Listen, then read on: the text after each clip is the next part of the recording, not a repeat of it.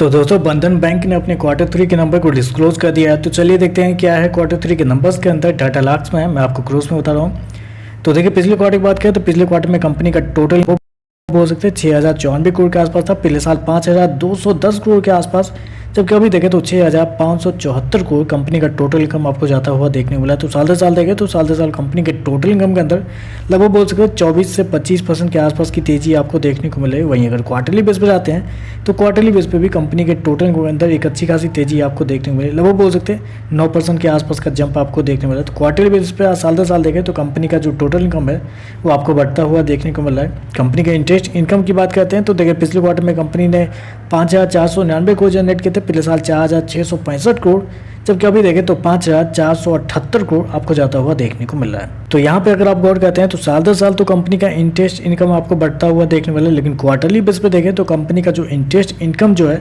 वो आपको हल्का सा गिरता हुआ भी देखने को मिल रहा है। चलिए कंपनी के नेट इंटरेस्ट इनकम की बात कर लेते हैं, क्योंकि मार्केट की जो एक्सपेक्टेशन है वो कंपनी के NII के ऊपर है। तो देखिए पिछले साल की बात करें तो पिछले साल कंपनी का नेट इंटरेस्ट इनकम था 2,525 करोड़, जबकि इस क्वार्टर में देखें तो कंपनी का नेट इंटरेस्ट इनकम आपको आता हुआ देखने को मिला 2,850 करोड़ के आसपास।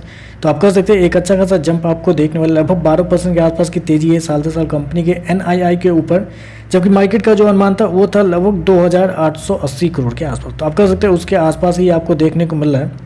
खर्चे की बात करते हैं तो देखिए पिछले क्वार्टर में कंपनी खर्चे 4,239 करोड़ के आसपास, पिछले साल 3,555 करोड़, जबकि अभी देखें तो 4,553 करोड़ आपको जाता हुआ देखने को मिला। तो खर्चे देखें तो खर्चे आपको मतलब ठीक है, कंट्रोल में ही आपको देखने को मिल रहा है।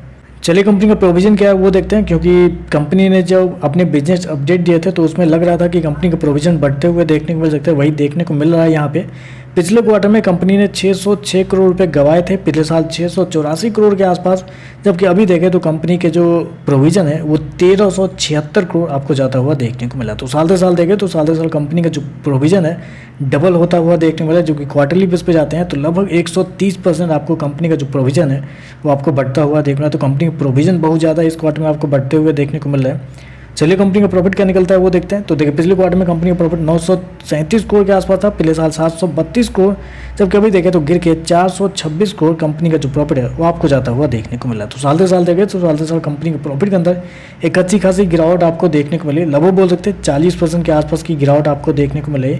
वहीं अगर क्वार्टरली बेस पे जाते हैं तो क्वार्टरली बेस पे तो एक बड़ी गिरावट आपको देखने को मिली है, लगभग बोल सकते हैं 55% के आसपास की गिरावट है। तो कंपनी के प्रॉफिट के अंदर देखें तो एक अच्छी खासी गिरावट आपको साल दर साल क्वार्टर देखने को मिल रही है।